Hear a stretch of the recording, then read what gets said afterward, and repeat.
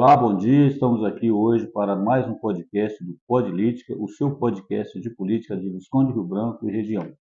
Eu sou Áureo Andrade e estamos aqui hoje com José Davi, procurador do município de Guiricema. José Davi é advogado, professor e atualmente procurador do município de Guiricema. José Davi, bom dia, Bom obrigado por dia, meu aceitar o amigo. nosso convite. Eu que agradeço, meu amigo, pela honra de estar presente aqui, podendo bater um papo, né? Bacana demais. Eu que agradeço. José Davi, a gente começou esse podcast a partir do momento que eu pensei até em começar a trabalhar campanha política.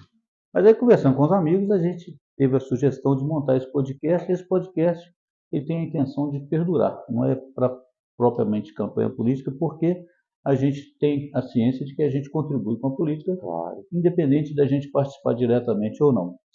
Então, Zé Davi, você como procurador do município de Guiricema, quais são os principais desafios de um procurador municipal? Olha, é uma pergunta muito interessante pelo seguinte, assim, o primeiro ponto que eu diria, obviamente, quando a gente vai iniciar, né, quando não tem nenhum contato ainda com a profissão, eu acho que seria o ponto de vista técnico, né? Então, eu acho que é muito importante a gente estar antenado com a legislação, principalmente a Constituição, né, que é a base, né, para todo tipo de ação tomada no Poder Administrativo.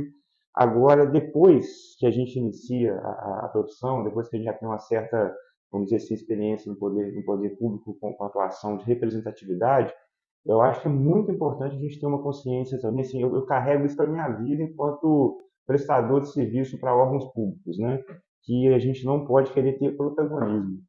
Eu acho que isso aí é algo que muitos procuradores acabam esquecendo em sua atuação. Eu acho que o bom procurador, não querendo me avaliar, né, mas o bom procurador é aquele que não é falado, aquele que não é lembrado, né, aquele que trabalha ali, né, cumprindo a função dele e tudo mais, porque o protagonismo político eu acho que tem que ser do gestor. Então a gente tem que ter muita responsabilidade com a nossa função, a gente não pode usar ela, né, para qualquer tipo de perseguição, a gente tem que ser muito imparcial, nós temos que ser Aquela, muito imparcial, mais né? ou menos como se fosse um juiz de futebol. Quanto melhor o juiz é, menos você vê ele no campo. Exatamente. Eu falo que o procurador ele tem que ser uma pessoa antenada com a profissão dele, ao ponto de você não restringir demais o gestor, porque senão você pode ser um empecilho para a administração, porque aquele procurador que tudo é não, eu quero fazer um projeto, não, isso não pode. Eu preciso fazer um projeto, não, isso não pode.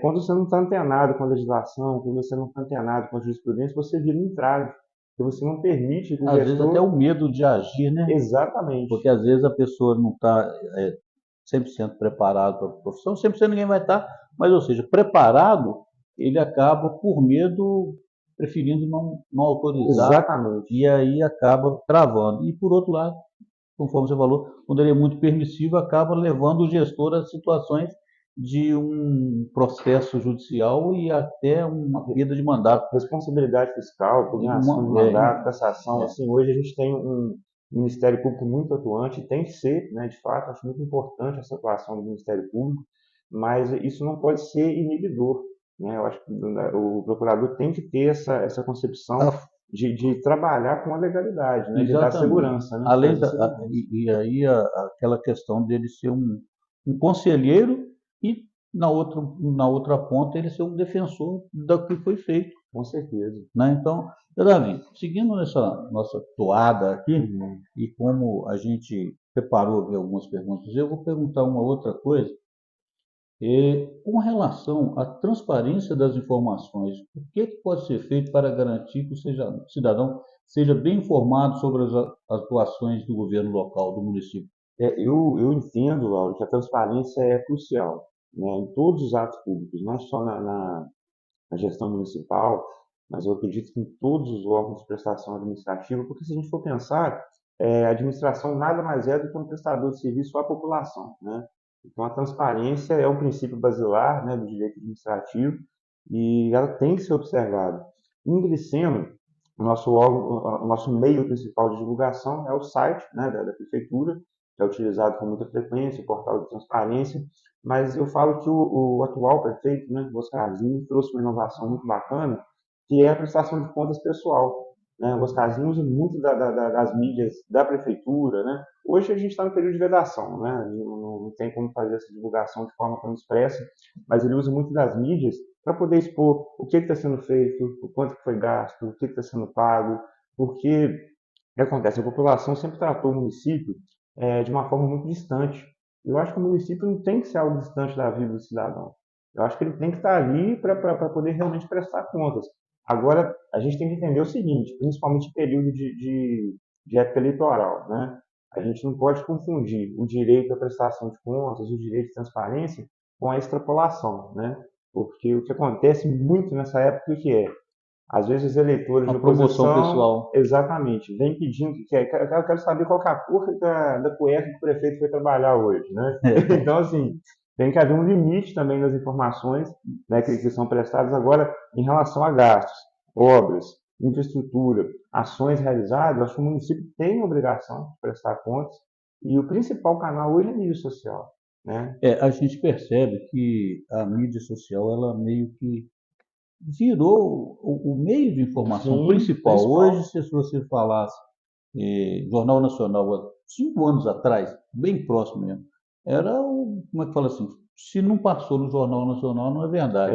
Exatamente. Hoje a gente está meio assim, fora disso. A gente até duvida mais do Jornal Nacional do que acredita, né? É A verdade. divisão política que existe acaba que, se você vê um Jornal Nacional hoje, vai lá, esse é defensor do governo, ou esse é contra o governo. Não tem mais aquela E imparcialidade, às né? vezes uma coisa da mídia social que às vezes tem muita fake news, a gente sabe disso, Uhum.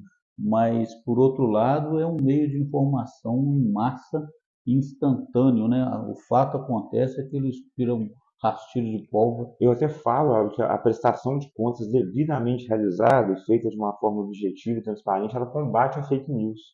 Porque hoje você está tomando seu café, você está ali mexendo no celular. Então, bum, vai chegar uma notícia. Você está ali no momento de pausa, você está mexendo no celular. Então, o município fazer uma correta prestação de contas, explicar o que está acontecendo, como está trabalhando, a forma como está agindo, é uma forma até de combater notícias falsas. Porque a partir do momento que você não faz uma prestação de contas, a única voz vai ser a voz, né, da fake news. Então, eu acho que é uma forma até de prestar esclarecimentos, de combater esse tipo de notícia que às vezes é dada de uma forma maldosa, né? Isso acontece em todos os municípios aqui da região. Ô Zé Davi, como a gente percebe, você já incorporou esse espírito aí do procurador. Além disso, como professor, você consegue passar para a gente assim, com muita didática tudo aquilo que a gente está Eu agradeço. querendo saber de você. Uhum. E eu gostaria de perguntar para você uma outra questão. Como você vê as mudanças recentes na legislação impactam no trabalho da Procuradoria Municipal e quais adaptações foram necessárias para garantir a conformidade com as novas normas?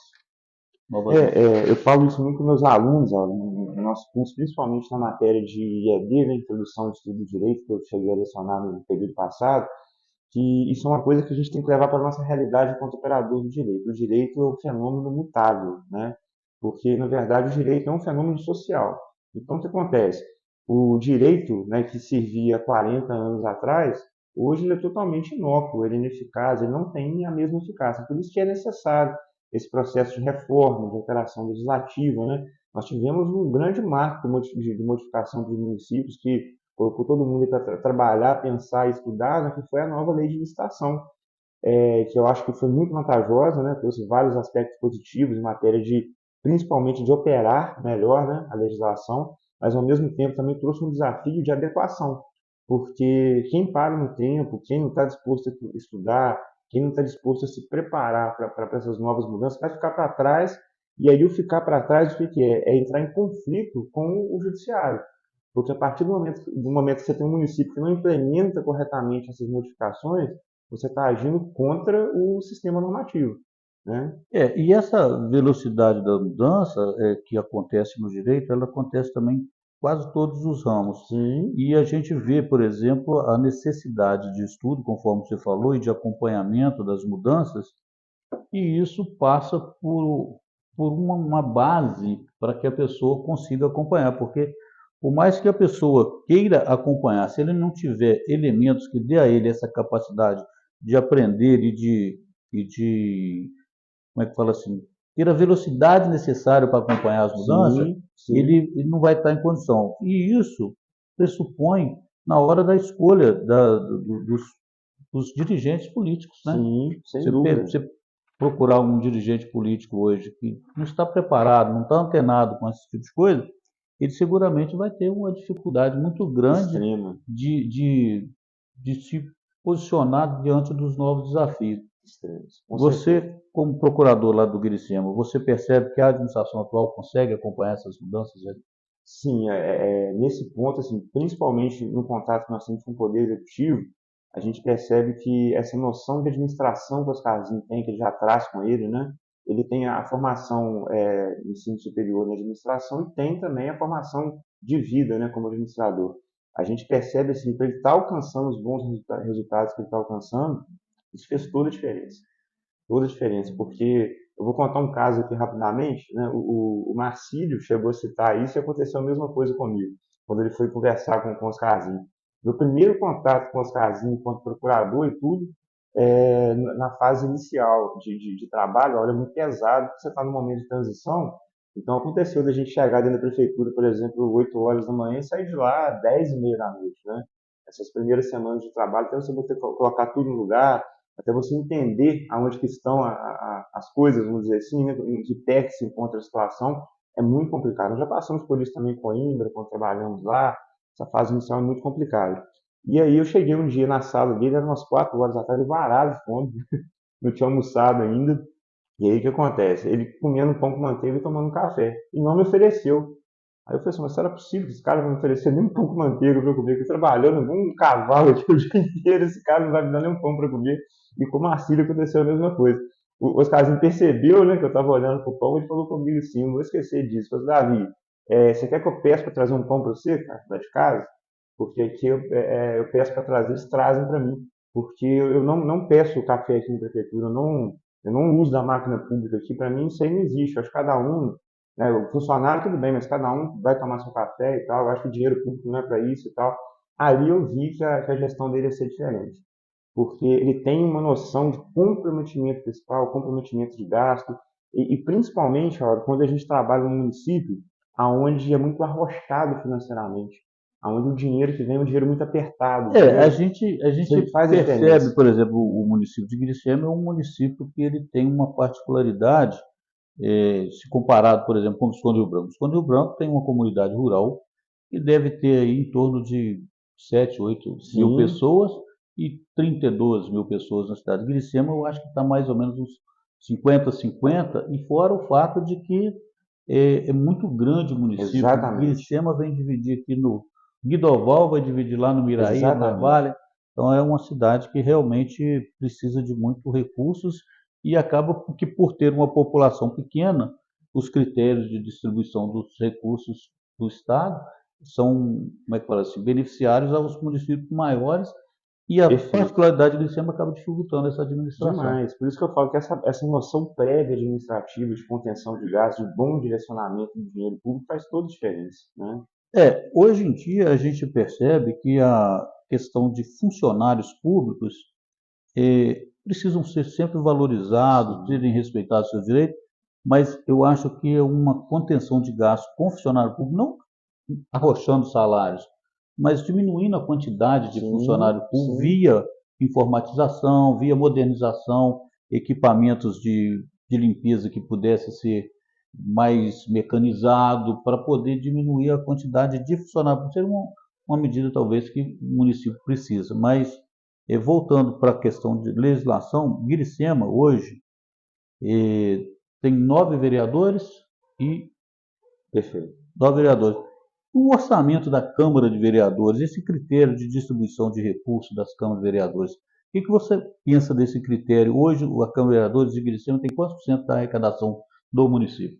Hoje o direcionamento que é feito para a Câmara é o previsto na lei, né, de responsabilidade fiscal e tudo mais, tudo cumprido conforme a risco. Eu acho que faz a grande diferença é o seguinte, é a forma como a Câmara hoje está encarando os recursos que são encaminhados, tá? Sem querer levantar polêmica e tudo mais, mas a gente já viveu um tempo em Iracema em que a devolução de valores repassados à Câmara era mínimo ou inexistente. Então, não querendo questionar aqui a prestação de contas e tudo mais, isso aqui não nos cabe, né, questionar, mas hoje o que nós vemos é uma gestão muito comprometida, Cooperativa? cooperativa, E a Câmara hoje se preocupa em fazer um repasse, por mais que isso não seja uma competência legislativa, mas eles fazem um repasse, uma espécie de direcionamento informal. Então, o que eles fazem? Ó, estão devolvendo X para a prefeitura. Prefeito, se possível, dá uma atenção lá na obra tal que é necessária. Então, assim, existe um diálogo muito aberto entre o executivo e o legislativo, até sobre a forma como eles vão gastar esse dinheiro. Então, eu acho que essa filosofia do Oscarzinho de enxugar e fazer bom uso daquilo que é enxugado está sendo muito bem adotada pela Câmara hoje também, com essa devolução, com essa boa aplicação dos valores. Hoje a gente teve obras importantíssimas em Glicema realizadas com devolução, né, do dinheiro repassado, devolução do legislativo. Ampliação da margem do Rio dos Vales, né, foi com verba da Câmara, várias obras de infraestrutura, ampliação de estradas, né, então assim, construção de muros direcionados ali para o cemitério e outros locais. É muito bacana a gente ver esse bom diálogo. Isso eu acho que é algo que deveria ser aplicado em todos os municípios. A gente vê, por exemplo, aqui em Visconde do Rio Branco, o prefeito daqui encontra muita barreira com isso, né? Porque a oposição política, muitas vezes, da Câmara impede um bom diálogo, um bom relacionamento, e isso, no final das contas, traz um prejuízo muito grande, né? Acho que é muito importante um vereador com essa consciência de comunicação, de bom diálogo, né? É importante. O Zé Davi, agora vamos falar assim de forma mais genérica, né? Uhum. A gente falou muito mais assim voltado para a Procuradoria e para a Sim, administração sim. atual do Milicema, que pontuou bastante coisas aí. Mas falando agora na formação jurídica, né? Quais os aspectos do direito constitucional você considera mais relevante para a formação dos futuros advogados que devem atuar na área pública e como isso reflete a sua abordagem de ensino? Olha, Você como professor, essa pergunta é interessantíssima, porque se você me perguntasse isso há 10 anos atrás, né, hoje eu estou indo para mais de 15 anos de advocacia, se fosse o meu início de carreira, nos primeiros 5 anos, eu falaria com você da forma mais objetiva possível, formal, que seria o princípio da legalidade, né, que o bom procurador e o bom advogado tem que estar atrelado à lei, às normas e tudo mais. Mas com os anos, né, que eu já tenho de prática, eu posso dizer que sim, né, o princípio da legalidade é importantíssimo, a consciência, né, de competência, de legislação, de limites é muito importante, mas principalmente quando a gente vai adentrando no direito, principalmente no ramo do direito civil barra constitucional, que hoje eu diria que existe uma nova modalidade do direito civil, né? É o direito civil constitucional, que é o direito civil aplicado, mas atrelado às premissas dos direitos fundamentais. Eu diria que o principal, né, dos princípios fundamentais seria o princípio da dignidade da pessoa humana, porque ele tem que estar presente em todas as relações jurídicas, né? Eu vejo muito isso hoje em relação às ações que envolvem o acesso à saúde. Hoje talvez seja a minha principal demanda do escritório, como advogado. 90% das minhas ações hoje são voltadas para esse tipo de demanda. E é muito importante a gente tentar atrelar a nossa prática do direito com aquela realidade do seu cliente, aquela necessidade de acesso à justiça, Então, né? interessante essa ponderação sua, porque eu, como também advogado e também como usuário do sistema de saúde, eu percebo que o sistema de saúde nosso ele tem um modelo idealizado como fantástico. Sim, E, na prática, ele acaba ficando devendo um pouco pela escassez de recursos sim, e outras vezes por má administração do próprio recurso. A gente vê que o SUS ele é um sistema universal, ele atende todas as pessoas, deveria ser todas as pessoas de forma igualitária, e obviamente que aquelas pessoas que são mais abastadas, que têm uma condição melhor, eles acabam até não usando tanto o SUS, sim, mas por opção, porque eles não têm, como é que fala assim, é, um quarto particular, eles têm às vezes que aguardar uma fila de atendimento, e eles acabam optando por um plano particular ou então até mesmo pagando diretamente o seu serviço. Mas para a pessoa que precisa do SUS hoje, eu como usuário e dependo do SUS, eu vejo que ainda falta recursos. sim, E sim, essa questão dos recursos para o SUS, a gente percebe que ela é difícil resolver, porque tudo é muito, muito caro, muito, muito caro. muito. A nossa população, ela tem uma grande parte que é dependente do SUS, muito dependente, e um exame ressonância magnética fica R$ 1.200. Aí a muito pessoa caro. precisa daquilo com uma certa urgência, acaba tendo que esperar um mês, 2 meses. Exatamente. Beleza. E essa é uma preocupação. Você vê com uma possibilidade disso melhorar num curto prazo ou no médio prazo, essa questão da agilidade do atendimento do SUS? Eu acho que é muito importante, Ronaldo, a questão dos convênios, né, que devem ser realizados para poder, principalmente esses casos de urgência e emergência que não podem esperar. Agora, mais do que isso, principalmente do ponto de vista do ente estatal, né, no estado de Minas, às vezes a gente percebe que falta muita organização e equilíbrio nas tomadas de decisão, e principalmente na logística de distribuição de recursos. Né? Vou te dar um exemplo prático. Eu, por exemplo, né, eu falo que eu sou uma pessoa que tem que agradecer imensamente ao SUS, né? Eu tive câncer 2 vezes, né, em 2020 e 2021, e meu tratamento foi todo custeado pelo SUS. Eu só tenho que agradecer pela urgência com a qual eles me trataram. Mas, em contrapartida, né, a minha esposa, graças a Deus, sou pai de duas lindas filhas aí, né? Ana Parabéns. Maria e Ana Clara. E tanto na primeira quanto na segunda gestação das minhas filhas, a minha esposa teve que fazer o uso de uma substância que é a enoxaparina, né, que ela tem que tomar uma injeção por causa da trombofilia. E é necessário uma injeção diária. Essa enoxaparina sódica, ela já é prevista na lista do SUS como medicamento fornecido. Então, assim, é direito de qualquer cidadão ter acesso a esse medicamento. Mas o Estado acaba tendo uma dificuldade muito grande de fornecimento, de abastecimento, de repasse e tudo mais. E a gente precisou judicializar nas duas oportunidades contra o Estado de Minas para ter acesso à medicação. E o que a gente percebe nas farmácias locais é que a distribuição pelo Estado é feita de uma forma tão desorganizada que esses medicamentos, muitas vezes, quando não são doados, eles se perdem na farmácia. Eu já cheguei a ter oportunidade, por exemplo, assim, O vencimento? da farmácia me ligar e falar comigo: "Sou Davi, fiquei sabendo que você está procurando remédio aqui da nossa parina e tal. Eu estou com 2 caixas aqui para vencer no mês que vem. Você não quer pegar aqui, não?" Às vezes, farmácias de outros municípios. Então, a gente percebe que eu acho que falta muito para o Estado também uma logística melhor de repasse desses recursos. Né? A gente sabe que existem as limitações, tem medicamentos que realmente não tem como entrar dentro da folha de distribuição, é muito complicado, mas os próprios medicamentos que estariam dentro das obrigações estatais, às vezes são distribuídos de uma forma muito assim, amadora, né? E o município é que paga o preço.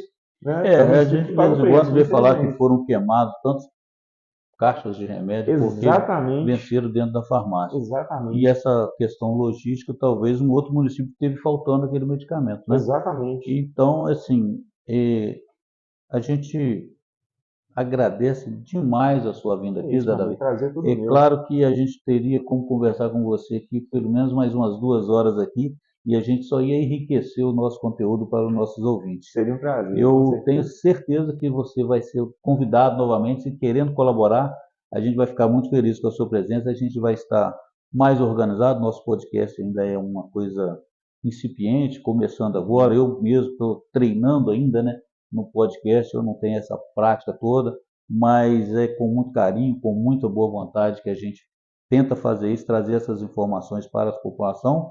E nós estamos fechando aqui mais um podcast. Hoje nós estivemos aqui com Zé Davi, advogado, procurador de município, professor de direito, uma figura que é emblemática, contador de piadas, um amigo que a gente já tem há bastante tempo e trouxe essas informações. Zé Davi, quer dar um abraço aí para os seus ouvintes aí também? Agradecer imensamente, né, pela paciência de todos em me escutarem. Eu falo que conhecimento, né, por mais que eu entenda as minhas limitações, mas ele foi feito para ser dividido, né, ele não pode ficar preso, né. Então, assim, eu agradeço imensamente pela oportunidade. Eu sei que eu tenho muito pouco a acrescentar, tem pessoas que vão escutar eu falando, às vezes faltou um formalismo, né, faltou uma forma mais adequada de passar, mas é a experiência que a gente vive, de alguma forma ela pode ser útil, né. E deixar um abraço, né, para todos os ouvintes, te parabenizar pela iniciativa, porque eu acho que falta isso, né? Eu acho que muitas pessoas reclamam: "Ah, mas a política, o pessoal só lembra de política de 4 em 4 anos." Eu acho que o seu projeto tem tudo para ser um projeto durável, e eu até aconselho que seja, porque a política foi feita para ser discutida, para ser debatida, para ser analisada, né? Então, né, agradecer mais uma vez pela oportunidade de estar participando desse projeto aqui, é muito importante.